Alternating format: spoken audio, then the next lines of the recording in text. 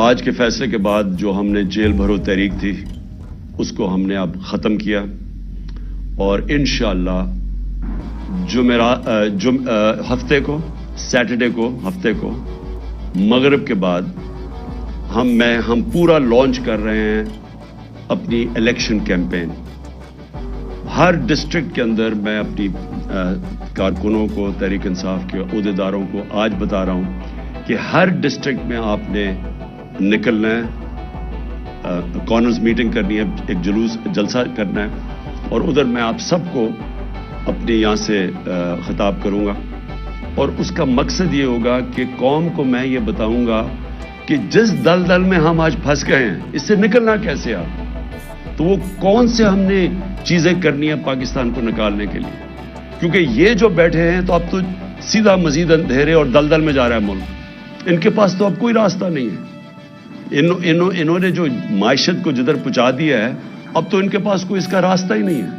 ان کا تو صرف ایک ہی راستہ ہے کہ کہیں سے قرضے لے لو, لیکن کیسے قرضے واپس کرنے ہیں ان کے پاس تو کوئی روڈ میپ نہیں ہے.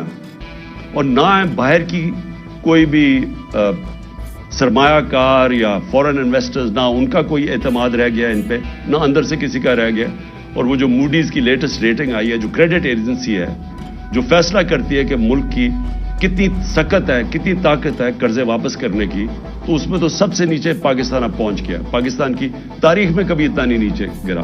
تو باہر سے نہ کسی نے کوئی پیسہ لگانا ہے پاکستان میں, نہ اندر سے, تو ان کے پاس تو اب ایک بند گلی میں پہنچ گئے ہیں, پاکستان کو پہنچا دیا ہے. تو انشاءاللہ ہفتے کی رات کو میں آپ کے سامنے ایک روڈ میپ رکھوں گا, کیونکہ الیکشن اب ہم اپنی کیمپین اناؤنس کرتے ہوئے آپ سب کو بتائیں گے کہ ہم نے اب کرنا کیا, آگے ہم نے کیسے کون سے وہ قدم اٹھانے ہیں جو انشاءاللہ پاکستان کو اس مشکل مرحلے سے نکالے گا.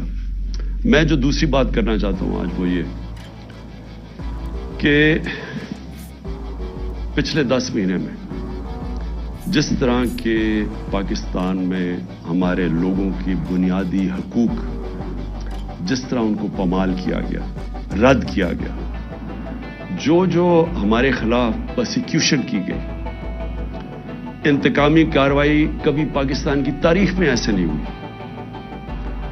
یعنی جو انہوں نے ہمیں کرش کرنے کی کوشش کی اور جیسے جیسے تحریک انصاف کی مقبولیت بڑھتی گئی اتنے ہی انہوں نے وہ زیادہ وہ قدم اٹھائے ہمارے خلاف ہر قسم کی, یعنی کیسز بنانا, تشدد کرنا, جو کبھی پاکستان میں کسی اپوزیشن کے اوپر اس طرح نہیں, کسی جمہوریت میں نہیں ہوا.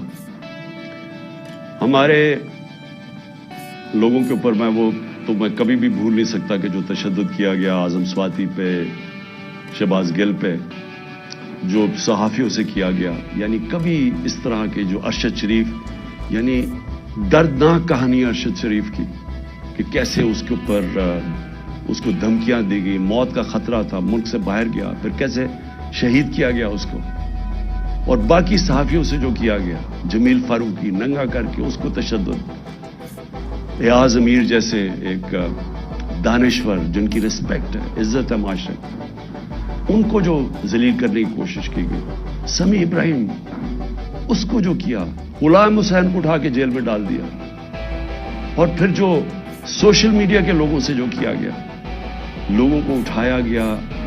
میں پہلے بھی بتا چکا ہوں, ماں باپ نے مجھے بتایا کہ ان کے ینگ بچوں کو اٹھایا گیا, 2 دن رکھا گیا, مارا پیٹا ان کو, اور پھر ان کو گھر واپس بھیجا, دھمکیاں دی گئی, کئی اسے سٹیٹمنٹس میرے خلاف دلوائی واپس بھیجتے ہوئے. یہ کبھی ایسے پاکستان میں نہیں ہوا. ہمارے کتنے لوگوں کو 25 پہ کیسز بنائے گئے, اب پھر نئے کیسز بنا دیے. کل جو اسلام آباد میں طلب کیا گیا, مجھے سب کو ڈیٹ پتا تھی, ساروں کو جب ڈیٹ فکس کر دی عدالت نے تو سب کو پتا تھا میں آ رہا ہوں اسلام آباد. سب کو پتا ہوں کہ میں پہلی دفعہ جب سے مجھے یہ گولیاں لگی ہیں اس کے پہلی دفعہ اسلام آباد آنا ہے, تو لوگوں نے تو آنا تھا. لیکن جو اب لوگوں کے جنون دیکھ کے, جو بھی آپ کے سامنے وہ فوٹیج تو سامنے ہے, اس کے اوپر دہشت گردی کے کیسز بنا دیے, مزید میرے اوپر 2 اور کیسز بنا دیے, 74 کیسز ہیں میرے اوپر, ساری سینئر لیڈرشپ کے اوپر کیسز بنا دیے. مجھے یہ بتائیں کہ پاکستان کی تاریخ میں کس دور کے اندر اس طرح قانون کو مس یوز کیا گیا, دہشت گردی کے قانون کو کس دور میں مس یوز کیا گیا. میرے اوپر دہشت گردی کا پرچہ کیسے بنا؟ الیکشن کمیشن کے باہر ایک پرامن احتجاج ہوتا ہے. نون لیگ پوچھے ان کے دور میں, ہمارے دور میں انہوں نے الیکشن کمیشن کے باہر احتجاج کیا, کتنے ان کے اوپر پرچے ہوئے. مریم نواز نے جب وہ نیب گئی, اس نے پتھراؤ کیا نیب کا, پلان کر کے ان کے لوگوں نے جا کے پتھراؤ کیا. کتنے دہشت گردی کے کیسز بنے.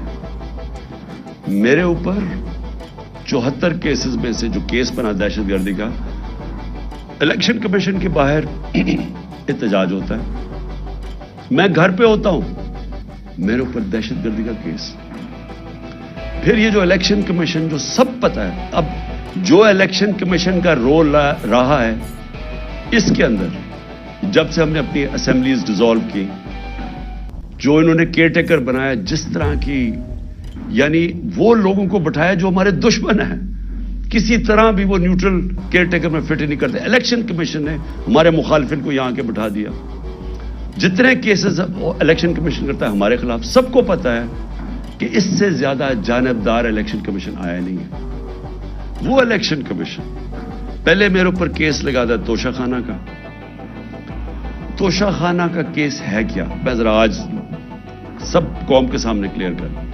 70 سال سے پاکستان کا قانون کیا ہے, جب بھی آپ کو کوئی باہر سے گفٹس ملتی ہیں, جو 70 سال سے ہیڈ آف سٹیٹس کو گفٹ ملتی ہیں, بیوروکریٹس کو ملتی ہیں, جنرلز کو, آرمی چیف کو ملتی ہیں, قانون یہ ہے کہ وہ جاتا ہے توشہ خانہ میں, اور پرانے زمانے میں 20% یا 15% آپ دیتے تھے اور آپ وہ گفٹ رکھ سکتے تھے. یہ قانون تھا. ہمارے زمانے میں وہ 50% ہم نے کر دیا. 50% آپ توشہ خانہ میں دیتے تھے, آپ وہ رکھ سکتے تھے, اس کے بعد وہ آپ کی پراپرٹی بن جاتی ہے. آج تک کبھی کسی سے پوچھا کہ اس نے اس کے بعد کیا کیا؟ میری مرضی, میری پراپرٹی ہے, میں جو مرضی کروں. اس کے اوپر کیس کر دیا ہے. میں چیلنج کرتا ہوں کہ جس دن یہ عدالت میں جائے گا یہ کیس فارغ ہو جائے گا. لیکن جنہوں نے توشہ خانہ سے چوری کیا, آصف زرداری نے اور نواز شریف نے, گاڑی آپ توشہ خانہ سے نہیں نکال سکتے. 4 گاڑیاں نواز شریف نے رکھی استعمال کر کے, 8 سال کے بعد کہتا جی توشہ خانہ میں پیسے دے کے لیتا ہوں. زرداری نے 4 گاڑیاں توشہ خانہ سے نکالی. یہ تو قانون, یہ تو چوری ہے. ان کے اوپر کیس نہیں ہے. ان کے کیس بھی پڑا ہوا تھا نیب میں, وہ نیب نے خارج کر دیا وہ کیس. اور دوسرا کیس ہے فورن فنڈنگ کا. پہلے تو پتا چلا کہ وہ فورن فنڈنگ ہی نہیں تھی, اس کے بعد الیکشن کمیشن نے چینج کیا پروہیبٹیو فنڈنگ. اس کے اندر تو کچھ تھا ہی نہیں کیس میں. اس کیس کو جو عدالت نے رد کیا ہوا ہے, بیل دے دی ہے سب کو, مجھے اس کے اوپر وارنٹ نکال دیے. جس وقت وہ عدالت میں جائے گا وہ خارج ہو جائے گا. لیکن دوسری طرف ذرا دیکھیں کہ ان کے کیسز جو معاف ہوئے ہیں, شہباز شریف کی 24 ارب ڈالر کے نیب اور 24 ارب روپے کے نیب اور ایف آئی اے کے اندر کیس تھے, جو انہوں نے آتے ساتھ ہی معاف کروا لیے. 24 ارب کے. نواز شریف کے ایون فیلڈز کے اندر, مریم نواز کے ایون فیلڈ ریفرنس میں جو یہ مے فیئر کے فلیٹ ہیں, کیونکہ میں یاد کرا دوں لوگوں کو, یہ ہم نے نہیں اس کے اوپر کیس کیا تھا جو سارا وقت میرے اوپر یہ سب بولتے ہیں. یہ کیس ان کا انکشاف ہوا تھا پیناما میں. پیناما کے اندر دنیا میں بڑے بڑے لوگوں کا, پرائم منسٹرز کا, وزیروں کے انکشاف ہو گئے تھے جن کی پراپرٹیز چھپائی ہوئی تھی ان میں. اس میں مریم نواز پکڑی گئی. 4 مے فیئر کے 5 ارب روپے کے جو فلیٹس تھے وہ نکلا اس کی ملکیت. کیس تو ادھر شروع ہوا تھا, اور ان کے بیٹے, ان کے بھائی نے ٹی وی پہ جا کے کہا ہاں جی یہ مریم نواز کی ملکیت ہے اور وہ اس کی اونر ہے. وہ ہے 5 ارب کا. پھر چودھری شوگر مل میں 250 کروڑ کا کیس ہے. پھر نواز شریف کا چودھری شوگر مل میں, اس کے اوپر بھی 250 کروڑ روپے کا کیس ہے. اور پھر توشہ خانہ میں 25 کروڑ کا کیس ہے. یہ سب معاف ہو چکے ہیں. آصف زرداری کی پاک لین ریفرنس میں 3 ارب 70 کروڑ روپے کا اس کا پاک لین ریفرنس ہے, اور اس کا جو فیک بینک اکاؤنٹ کیسز ہیں وہ ہیں 33 ارب کے. یہ ہے ان کے اس کے زرداری کے 37 ارب روپے کے کیسز ہیں اور اس کے اوپر کوئی بات نہیں ہو رہی. 1100 ارب روپے کے ان کے سارے کیس معاف ہو گئے ہیں جب سے یہ آئے ہیں. اور یہ کبھی وہ توشہ خانہ پکڑتے ہیں, کبھی وہ فورن فنڈنگ پکڑتے ہیں. میں یہ بھی آج کہتا ہوں کہ جس دن ہم ساری پارٹیز کی ان کے اکاؤنٹ سامنے آئے, جی پوچھے تو صحیح یہ کدھر سے پیسے اکٹھے کرتے ہیں. ہم تو 8 سال سے اسکروٹی ہو رہی ہے ہماری. ہمارے پاس 40,000 ڈونر بیئرس ہے جو لوگوں کو کال کر کے کہتے ہیں انہوں نے کہا ہم نے پی ٹی آئی کو پیسے دیے ہیں. ذرا مجھے بتائیں ان کے پاس پیسہ کدھر سے آتا ہے. اور جس دن اس کی وجہ سے الیکشن کمیشن کا کیس نہیں سن رہا, وہ سامنے نہیں آتا. عدالت کہہ بیٹھی ہے کہ ساری پارٹیز کے اکٹھے کیس سنے جائیں, لیکن ان کے کیس سامنے نہیں آتے. تو ہمارے اوپر کیسز کے علاوہ میں جو بتانا چاہتا ہوں کہ جس طرح جنرل امجد کو پکڑا گیا, میں تو جنرل امجد کو نہیں جانتا, میں تو ان کو ٹی وی پہ سنتا تھا. لیکن اگر کسی کو کوئی شک ہے کہ اگر کوئی محب وطن پاکستانی جو اس ملک کی درد رکھتا ہے, جس طرح وہ بولتے ہیں اور اپنے دل کی بات کرتے ہیں, اس کو اگر اٹھا کے جیل میں ڈال دیا, اور یعنی ہم سب اپنے آپ سے پوچھیں نا کہ اس کا مطلب پاکستان میں تو جمہوریت ختم ہو گئی. یہ تو یہاں تو کوئی پولیس اسٹیٹ بن گئی ہے. یہاں تو ایسا خوف آ گیا ہے, کوئی سچ نہ بول دے, کسی طرح لوگوں کو کنٹرول کرو, میڈیا کی کس طرح آواز کنٹرول کرو. یعنی اس طرح کے کیا اس سے ہوگا کیا, مجھے تو ابھی یہ نہیں سمجھ آ رہی. کیا یہ بچ جائیں گے؟ کیا یہ لوگ ان چوروں کو ووٹ دے دیں گے اس کی وجہ سے کہ اگر آپ لوگوں کے منہ بند کر دیں؟ کیا ہمیں جو ڈرایا دھمکایا جا رہا ہے اور یہ جو ہر روز نئی ایف آئی آر, کیا اس سے ہم پیچھے ہٹ جائیں گے؟ ہمارے لوگ اس وقت جو جیلوں کے اندر گئے ہیں, جیل بھرو تحریک میں, ہر دوسرے شہر میں جاتے تھے اور زیادہ لوگ جیلوں کے لیے تیار ہو جاتے تھے. انہوں نے حالانکہ جیلوں میں ہم پولیٹیکل پرزنرز یہ جا رہے ہیں, ہم سیاسی پرزنر, کوئی مجرم نہیں ہے, لیکن جیلوں میں ایسے رکھ رہے ہیں جیسے کہ کوئی دہشت گرد آ گئے یا کوئی ڈاکو آ گئے یا کرمنلز آ گئے, اس طرح کی ٹریٹمنٹ دے رہے ہیں. لیکن اس سے کوئی ڈرا نہیں ہے. لوگوں کا ہر شہر میں اور زیادہ لوگ تیار ہو گئے جیل میں جانے کے لیے. اور میں نے تو ابھی کال دینی تھی سارے پاکستان کے لیے. اگر یہ الیکشنز نہ کرواتے تو میرا اگلا تھا کہ ایک دن میں نے سارے پاکستان کو کال دینی تھی, سب ہم جا کے جیل بھر دیں. کیا کریں گے یہ؟ تو یہ خوف ہی دلوا رہے ہیں نا. یہ قوم اس خوف کی زنجیریں انہوں نے توڑ دی ہیں. کسی کو خوف نہیں ہے اس کا, لیکن ملک کو تباہی کی طرف دھکیل رہے ہیں. یہ سارے جو حربے استعمال کیے جا رہے ہیں ملک کو ادھر دھکیل رہے ہیں جدھر شاید کوئی بھی نہ نکال سکے اگر یہ زیادہ دیر بیٹھ گئے. میں ایک آج بات کرنا چاہتا ہوں, آخری 2 پوائنٹس ہیں میرے اوپر حملہ ہوتا ہے, مجھے پتا ہوتا ہے, اس سے پہلے میں بولتا رہا کہ میرے اوپر حملہ کرنے لگے ہیں, یہ میرے اوپر اٹیمپٹ ہونے لگا ہے, دینی انتہا پسند کے نام پہ مجھے مارا جائے گا. میں کہتا رہا اور میں نے کہا کہ اس میں طاقتور لوگ شامل ہیں, نام نہیں میں نے لیے. جب میرے اوپر اٹیمپٹ ہوا اور اللہ کی کوئی خاص ہی کرم تھا, اس نے مجھے بچا لیا, تو اس کے بعد میں نے ان 3 لوگوں کے نام لیے, ڈرٹی ہیری, شہباز شریف اور رانا ثناءاللہ. یہ تینوں شامل تھے. اور نواز شریف کو پتا تھا لندن میں بیٹھ کے. تسنیم حیدر کا جو لندن میں اس نے بات چیت کی, اس کا بیان کیوں نہیں ریکارڈ کیا گیا؟ ہمارے جے آئی ٹی نے کیا, اس کو جے آئی ٹی کو ختم کر دیا. جے آئی ٹی کو وہ کیا کہتا ہے کہ اس نے خود سنا نواز شریف کو کہتے ہوئے کہ عمران خان اور ارشد شریف کو مروانا ہے. وہ بیان یہ دیتا ہے اور جا کے اس نے پولیس اسٹیشن میں یہ بیان دیا ہے. اس کا جو وکیل ہے مہتاب, اس نے کنفرم کیا ہے کہ پولیس میں وہ بیان دیتا ہے کہ یہ وہاں پلان بنا تھا مجھے مروانے کا اور ارشد شریف کو, اور مدد مانگ رہا تھا اس کی کہ پرووائڈ کرے کہیں مارنے والا شوٹر.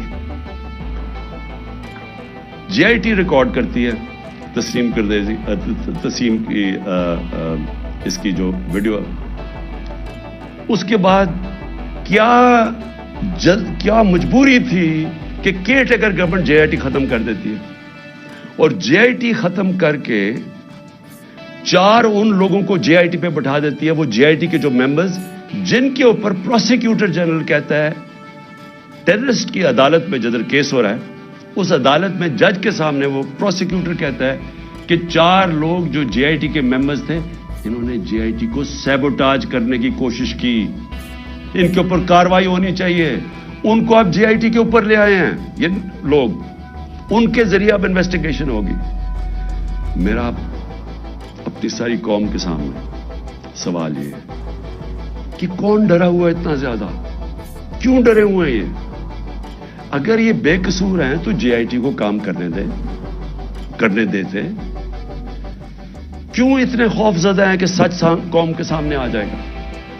کیونکہ طاقتور یہ سارے اس میں ملوث ہیں. اب میں نے دوسری بات یہ کی کہ میرے اوپر یہ پھر اٹیک کریں گے, یہ زیادہ خوف زدہ ہیں. اب خوف زدہ یہ ہیں کہ یہ اگر اقتدار میں آ گیا تو شاید ان کی شامت آ جائے گی. اس ڈر سے اب انہوں نے پھر سے مجھے قتل کرنے کی کوشش کرنی ہے. میں ساری قوم کے سامنے کہہ رہا ہوں, یہ 3 اور بھی ان دونوں کے لوگوں کے ابھی میں نام نہیں لے رہا, لیکن میں نے اپنی ٹیپ کے اندر ان دونوں کے نام رکھے ہوئے جو میں نے ایک ٹیپ پہلے کی ریکارڈ کروائی ہوئے, کون وہ لوگ تھے جو شروع سے مجھے چاہتے تھے قتل کرنا. ان 3 کے علاوہ 2 اور کے نام ہیں اس میں, وہ سب سامنے آ جائے گا. لیکن میں قوم کے سامنے اب سوال یہ پوچھتا ہوں کہ جب میں کہہ رہا ہوں مجھے خطرہ تھا, پہلے میں کہہ رہا تھا مجھے خطرہ ہے, وہ اٹیمپٹ ہوا, اللہ نے بچایا. اب میں پھر کہہ رہا ہوں میرے پہ خطرہ ہے. میں اب یہ سوال پوچھتا ہوں کہ مجھے یہ عدالتوں میں جو دھکیلتے ہیں, کیا ان کو پتہ نہیں کہ میری جان خطرے میں ہے؟ میں نے جب لاہور ہائی کورٹ سے میرے جو وکیل تھے خواجہ طارق رحیم, انہوں نے وہ جج کو بتایا کہ دیکھیں اس کی جان خطرے میں ہے, آپ کو جب تک سیکیورٹی نہیں پرووائڈ کریں گے اس کو یہاں عدالت میں نہ لے کے آئیں. جج صاحب نے کہا, پولیس کو آرڈر کیا کہ اس کو سیکیورٹی پرووائڈ کی جائے, لیکن عدالت میں آنا پڑے گا. جب میں ہائی کورٹ پہنچا تو وہاں پولیس سیکیورٹی کیا پرووائڈ کرتی, پولیس ہی بھاگ گئی. میں گاڑی میں بیٹھا رہا بڑی دیر کیونکہ وہاں کوئی سیکیورٹی نہیں تھی. آخر میں کیونکہ میں اپنی عدلیہ کی عزت کرتا ہوں اور کروانا چاہتا ہوں قوم کو, اس کی وجہ سے میں پھر چل کے گیا ہوں. اس کے بعد اب پھر 3 مجھے پیشیاں بھرنی پڑی اسلام آباد میں, اور پیشیاں یہ ہیں کہ جناب دہشت گردی کا میرے پر کیس جو ہے کہ میں وہاں تھا بھی نہیں, وہ ادھر الیکشن کمیشن کے بعد جدھر مظاہرہ ہوتا ہے میرے پر کیس ہے. اس طرح کے کیسز ہیں. یہ کیسز نہیں ہے کہ اربوں روپے کی ملک کا پیسہ چوری کر کے ملک سے باہر لے گیا جو ان چوروں نے کیا ہوا. اس کے اوپر 3 مختلف جگہ پہ مجھے پیشی کرنی پڑی. کوئی پولیس سیکیورٹی نہیں تھی, کوئی بھی کسی ٹائم پہ واردات کر سکتا تھا. اور مجھے بچانا کس نے تھا؟ میں اپنی عدلیہ سے آج کہنا چاہتا ہوں کہ کس نے مجھے ڈیفینڈ کرنا ہے؟ جنہوں نے مجھے ڈیفینڈ کرنا ہے ان سے ہی مجھے خطرہ ہے. کیا انٹیریئر منسٹر مجھے ڈیفینڈ کرے گا؟ یہ شہباز شریف کرے گا؟ ان کے نیچے ساری فیڈرل گورنمنٹ کی ایجنسیز ہیں, ان کے نیچے پولیس ہے, تو خطرہ تو ان سے ہے. کیا ڈرٹی ہیری مجھے ڈیفینڈ کرے گا جو خود ہی سب سے بڑا خطرہ مجھے اس سے ہے؟ کون ڈیفینڈ کرے گا؟ تو مجھے ان پبلک جگہوں پہ لے کے جا رہے ہیں. جبکہ میں یہ بتا دوں جو نوید جو شوٹر ہے جس نے مجھے گولیاں ماری تھی, جو 3 میری ٹانگ پہ اور اوروں کو لگی تھی, اس کی ٹرائل اس کو عدالت نہیں جانا پڑا کیونکہ وہ کہتے ہیں اس کی جان کو خطرہ ہے. اس کی جیل میں ہو رہی ہے ٹرائل, اس کی ویڈیو کانفرنس پہ ہو رہی ہے. تو میری کیوں نہیں ہو سکتی؟ میں نے جرم کتنا, جو قتل کرنے والا ہے وہ تو وہاں بیٹھ کے اس کا ٹرائل ہو رہی. مجھے ہر جگہ عدالتوں پہ لے کے جا رہے ہیں. میں چیف جسٹس صاحب کو لیٹر لکھوں گا کہ ہمارے دور میں جب میں پرائم منسٹر تھا تو ایک جج صاحب نے نواز شریف کو کوئی بیمار ہوا, اور آپ پتہ ہے سارا وہ فیک بیماریاں تھیں, ہر چیز ہی اس کی 2 نمبر ہوتی ہے. جب وہ بیمار ہوا تو ہمیں فیڈرل گورنمنٹ کو حکم آیا کہ آپ ذمہ دار ہوں گے اگر اس کو کچھ ہوا. تو مجھے کچھ ہوا تو کون ذمہ دار ہوگا؟ کیونکہ جنہوں نے ذمہ دار ہونا وہ تو خود ہی مارنے کے چکر میں ہیں مجھے. تو اس لیے میں اپنے چیف جسٹس صاحب لاہور ہائی کورٹ عرض بھی لکھوں گا کہ مجھے ہر دوسرے دن یہ ثناء اللہ جیسے بدماش جنہوں نے زندگی میں کوئی صحیح کام کیا نہیں ہے، وہ ہر دوسرے دن کوئی نہ کوئی کیسز کرتے جاتے ہیں، تو میں چکر لگاتا جاؤں گا اور کون پروٹیکشن دے گا؟ میں آخر میں آخری بات کرتا ہوں کہ سوال یہ ہے اب کہ یہ کیوں بھاگ رہے ہیں الیکشن سے؟ یہ جو پی ڈی ایم کی پارٹیز ہیں، الیکشن کا نام سن کے ان کی کامپیں کیوں ٹانگنی شروع ہو جاتی ہیں؟ وجہ یہ ہے کہ پبلک ان کے خلاف ہو چکی ہے۔ وجہ یہ ہے کہ پہلے تو 30 سال سے ان کی چوریوں کا ساری قوم کو پتا تھا، اس کی وجہ سے تو مجھے ووٹ پڑی تھی۔ اس کے بعد جو انہوں نے ملک کے ساتھ کیا ہے، یہ اس ملک کی تاریخ میں عوام کے اوپر اتنا ظلم نہیں ہوا جو انہوں نے کیا ہے۔ جب سے یہ آئے ہیں، اب یہ میں اپنا نہیں کہہ رہا، میں ڈاکٹر حفیظ پاشا کا کہہ رہا ہوں، وہ ایسٹیمیٹ کرتے ہیں کہ 1.5 کروڑ لوگ مزید غربت کی لکیر سے نیچے چلے گئے ہیں۔ وہ ایسٹیمیٹ کرتے ہیں کہ 80 لاکھ لوگ بے روزگار ہو چکے ہیں جب سے یہ آئے ہیں۔ وہ یہ کہہ رہے ہیں کہ پاکستان کی تاریخ کی سب سے زیادہ مہنگائی ہوئی ہے۔ ہم جب تھے تو 16% پاکستان کی مہنگائی تھی، آج 41% پہ پہنچ گئی ہے، اور ابھی مزید اور مہنگائی آنی ہے، کیونکہ جیسے جیسے روپیہ گر رہا ہے، پھر آج روپیہ گرا ہے، تو ہر چیز تو مہنگا ہونا ہے۔ تو ایک طرف مہنگائی، ایک طرف بے روزگاری بڑھ رہی ہے، ایک طرف معیشت سکڑتی جا رہی ہے، ایک طرف ہم قرضے واپس کرنے کی ہماری وہ قوت ہی گرتی جا رہی ہے، کیونکہ جب معیشت سکڑتی ہے، جب گروتھ ریٹ نیچے آتی ہے، جب آپ کی انڈسٹری بند ہونی شروع ہو جاتی ہے، جب کسان کی پیداوار کم شروع ہو جاتی ہے، تو کدھر سے پیسہ آنا ہے کہ ہم اپنے قرضے واپس کریں؟ تو قرضے چڑھتے جا رہے ہیں اور ان کے پاس کوئی راستہ ہی نہیں ہے۔ تو قوم تو ان کے خلاف اس لیے ہو گئی ہے۔ اس وقت ہم نے جب اندازہ لگایا کہ ابھی اس سے پہلے ابھی تو ایک اور مہنگائی کی لہر آ رہی ہے، شہباز شریف نے کہا کہ ابھی قوم اور مہنگائی کے لیے تیار ہو جائے، تو اگر پچھلی اپریل کے اندر 30,000 روپے جس کی تنخواہ تھی، اس کے پاس صرف 20,000 کی خریدار کی قوت رہ گئی ہے، وہ صرف 20,000 کی چیزیں خرید سکتا ہے جس کے پاس 30,000 کی تنخواہ تھی۔ اور پہلی مہنگائی تھی، یعنی ایک عالمی مہنگائی کا سائیکل چلا ہوا تھا کورونا کی وجہ سے، تو وہ تو ہم پوری کوشش کر رہے تھے کہ قیمتیں نہ بڑھیں۔ ہمارے اوپر ایک الزام لگایا کہ جی انہوں نے پٹرول اور ڈیزل کی قیمت کم کر دی۔ ہم نے کم کی، کہیں اور سے پیسے لگا کے کم کی تاکہ عوام پہ بوجھ نہ پڑے، اور انہوں نے آج جو مہنگائی کی ہے، آج جو پھر سے میں کہتا ہوں جس کے پاس 30,000 روپیہ تھا وہ صرف اب 20,000 کی چیزیں خرید سکتا ہے۔ گھر میں جو ہماری خواتین بیٹھی ہوئی ہیں ان سے ذرا پوچھیں کہ گھروں میں کیا حالات ہیں۔ اس لیے میں آج یہ کہنا چاہتا ہوں کہ پاکستان آج ادھر کھڑا ہوا ہے جدھر یہ جو مرضی کر لیں، لوگ فیصلہ کر بیٹھے ہیں ان کے خلاف۔ یہ جتنا مرضی کوشش کریں کہ کسی طرح عوام بھول جائے گی، تھوڑی اگر الیکشن ڈیلے کر دیں گے تو عوام بھول جائے گی۔ عوام نے بھولنا نہیں ہے، جتنی دیر ہو رہی ہے اتنے اور زیادہ آپ کے خلاف لوگ ہیں۔ راجن پور میں جو الیکشن ہوا، راجن پور کے الیکشن کے اندر ایک قوم کو پتا چلا کہ جو مرضی انہوں نے چیزیں کی، ہر قسم کا حربہ استعمال کیا، انہوں نے جو بھی یہ کر سکتے تھے، انہوں نے ایڈمنسٹریشن کو استعمال کیا، اسٹیٹ مشینری کو استعمال کیا، انہوں نے ہر چیز استعمال کی کسی نہ کسی طرح وہ الیکشن جیتنے کے لیے۔ الیکشن کمیشن نے ان کی مدد کی، اس کو 50,000 ان کے نون کو ووٹ پڑ کیسے گئی؟ لوگ تو تھے ہی نہیں، لوگ تو سارے نکلے تحریک انصاف کے لیے، اور وہ دیہاتی حلقہ تھا، اس سے خوف زدہ ہو کہ اب یہ مزید پھر کوشش کریں گے الیکشن سے بھاگنے کا۔ لیکن میں پاکستانی قوم کی طرف سے میسج دینا چاہتا ہوں کہ ہم آپ کو الیکشن سے بھاگنے نہیں دیں گے۔